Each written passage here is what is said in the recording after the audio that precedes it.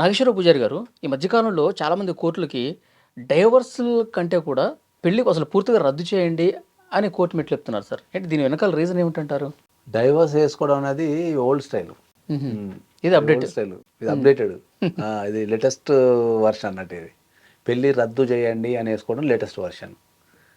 దీని రీజన్ ఏముంది అంటే ఏంటంటే, పూర్వకాలంలో పెళ్ళిళ్ళ విషయంలో ఇన్ఫర్మేషన్ జెన్యున్గా ట్రాన్స్ఫర్ అయిపోయి వాళ్ళిద్దరికి పడకపోతుండే. సో వాళ్ళిద్దరి మధ్యలో నివసించే క్రమంలో ఇబ్బందులు ఎదురవుతుండే కాబట్టి అప్పుడు పెళ్ళిని యాక్సెప్ట్ చేసి డైవర్స్ అడుగుతుండే. ఇప్పుడు పెళ్ళిళ్ళలో ఇన్ఫర్మేషన్ అనేది జెన్యున్గా ట్రాన్స్ఫర్ కావటం లేదు. ట్రాన్స్ఫర్ కాకపోవడం వల్ల ఏమవుతుందంటే ఏంటంటే, పెళ్ళి కాగానే ఇన్ఫర్మేషన్ అనేది బయటపడిపోయి ఆ ట్రాన్స్పరెన్సీ లేకపోవడం వల్ల అసలు ఈ పెళ్లి చేసుకునే విధానంలోనే ట్రాన్స్పరెన్సీ లేనప్పుడు ఇక పెళ్ళి ఎందుకు ఎట్లా కలిసి నివసిస్తామని చెప్పేసి రద్దు అడుగుతున్నారు. అసలు ఈ పెళ్ళిని రద్దు చేయని అంటుంది. ఇక ఈమె నా భార్య కాదు, ఈయన నా భర్త కాదని చెప్తారు ఇప్పుడు. ఎందుకంటే ఇన్ఫర్మేషన్కి కరెక్ట్ సోర్స్ లేదు ఇప్పుడు. పూర్వకాలంలో నువ్వు ఒక వ్యక్తిని పెళ్లి చేసుకోవాలనుకుంటే ఆ ఊరికి పోతే ఆ వ్యక్తి గురించి చెప్పేటోళ్ళు. మంచోడా చెడ్డోడా, వాని గులం ఎలాంటిది, వానికి తాగే అలవాటు ఉందా లేదా, వాని మీద కేసు ఉన్నాయా లేవా అనేది మనకి ఇన్ఫర్మేషన్ దొరుకుతుండే.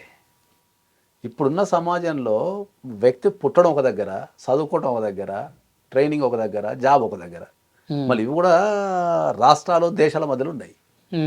ఆ వ్యక్తి యొక్క ఇన్ఫర్మేషన్ ఒక 25 years గడిపిన యొక్క వ్యక్తి యొక్క ఇన్ఫర్మేషన్ అనేది నీకు ఎక్కడి నుంచి దొరుకుతుంది సోర్స్ వైపు.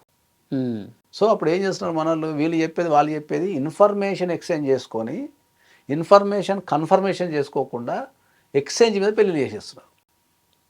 మాకు ఇంత ఆస్తుంది అనో, లేకపోతే నాకు ఇంత జీతం వస్తుందనో, లేకపోతే నాకు అది ఉందనో, నాకు ఇది ఉందనో, లేకపోతే రోగాలు దాచిపెట్టో, లేకపోతే ఇంకోటి దాచిపెట్టో, లేకపోతే పెళ్ళైంది దాచిపెట్టో, లేకపోతే లేచిపోయింది దాచిపెట్టో, ఏదో ఇన్ఫర్మేషన్ని దాచిపెట్టి వీళ్ళకి తెలియదులే, వీళ్ళు ఎప్పుడు తెలుసుకుంటారులే, వీళ్ళు మనకు తెలియనోళ్ళు కదా, ఇన్ఫర్మేషన్ ఎట్లా పాస్ అవుతుందిలే అని ఒక ధైర్యంతో, తెలియకుండా మేనేజ్ చేస్తాను ఒక ధైర్యంతో ఇన్ఫర్మేషన్ని దాచి పెళ్ళిళ్ళు చేస్తున్నారు.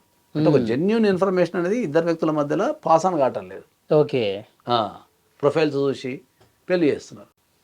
ఆ దాంతో ఏమవుతుంది, ఆ జెన్యున్ ఇన్ఫర్మేషన్ అనేది ఏమవుతుంది అంటే ఏంటంటే, పెళ్ళైన తర్వాత ఒక ఇంటి కింద నివసించే క్రమంలో నువ్వు ఎన్ని అబద్ధాలు ఆడినా కూడా, నువ్వు దూరంగా ఉన్నప్పుడు ఏమనుకుంటున్నావు, దూరంగా ఉన్నప్పుడు వాళ్ళకి ఎట్లా తెలుస్తారని అబద్ధం ఆడతావు. కానీ సేమ్ అబద్ధం ఒక ఇంటి కింద ఉన్నప్పుడు దాన్ని ఎక్కువ కాలం దాయలేము. దాన్ని బయటకు వచ్చేస్తుంది, ఏదో బయటకు వచ్చేస్తుంది.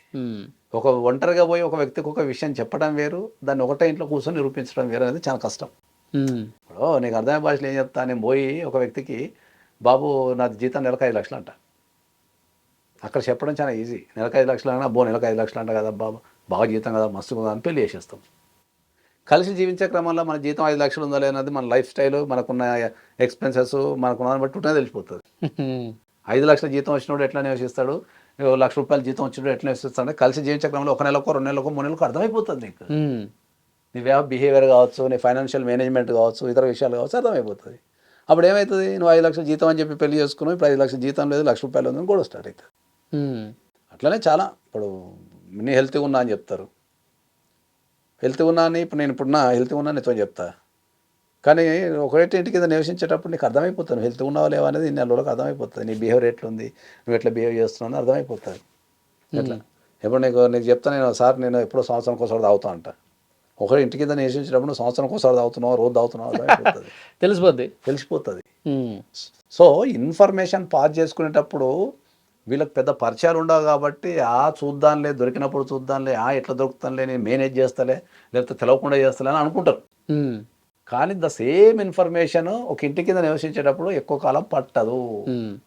ఈ ఎక్కువ కాలం పట్టనప్పుడు ఏం చేస్తున్నారంటే, కంపల్సరీ ఏం అడుగుతున్నారు, అమ్మా ఇన్ఫర్మేషన్ అనేది తప్పు చెప్పింది కాబట్టి మాకు ఇక పెళ్ళి డైవర్స్ కాదు, అసలు రద్దాడు, దాన్ని అనల్మెంట్ ఆఫ్ మ్యారేజ్ అంటారు. ఎక్కువ పడే కేసులలో ఎక్కువ నీకు పెళ్లి రద్దులు ఎక్కువ ఈ మధ్య కాలంలో. గత ఒక నేను 2 years పెళ్లి రద్దు వల్ల వాళ్ళకి కలిగే యూజ్ ఏంటి సార్? అసలు పెళ్లి రద్దు వల్ల వాళ్ళిద్దరు భార్యాభర్తల కింద గుర్తించబడరు కదా, వాళ్ళిద్దరు భార్యాభర్తల కింద గుర్తించబడినప్పుడు ఒకరి మీద ఒకరికి రైట్సే ఉండవు. అసలు ఈమె భార్యనే కాదు, ఈయన భర్తనే కాదు, ఈ పెళ్ళి రద్దు చేసినాం అంటే దాని అర్థం అంతే. అట్లా కాబట్టి పెళ్లి రద్దు అనేది ఈ మధ్యకాలం బాగా పెరుగుతుంది. ఒక డౌట్ ఉంది సార్ ఇక్కడ, పిల్లలు పుట్టారు, అప్పుడు నిజాలు తెలిసినాయి, అప్పుడు రద్దు చేయమంటున్నాడు, ఏంటి సిచ్యువేషన్? జనరల్గా ఏంటంటే ఈ పెళ్లి రద్దుకు సంబంధించి మనకు నిజం తెలిసిన దగ్గర నుంచి 1 year లోపు ఫైల్ చేయాలి కోర్టులో. నిజం తెలిసినప్పటి నుంచి 1 year లోపు కోర్టులో ఫైల్ చేయాలి. This is the basic rule. దీనికి వాళ్ళ ఎగ్జామ్షన్స్ ఉంటాయి.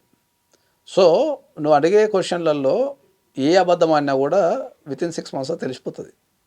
అంత 1 year పిల్లలు పుట్టి చేసేంత లేదు ఇప్పుడున్న టెక్నాలజీకి. పూర్వకాలంలో అంటే టెక్నాలజీ లేదు, ఇన్ఫర్మేషన్ లేదు.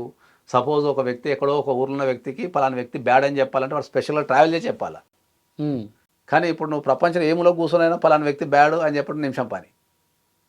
ఓకే, ఒక వ్యక్తి గురించి తెలుసుకోవాలంటే నువ్వు వాళ్ళ ఇన్స్టాగ్రామ్కో లేదా ఫేస్బుక్కో ఫ్రెండ్స్ సర్కిల్లో లేకపోతే తెలిసిన దగ్గరనో ఏనో పోతుంటే దొరికిపోతావు.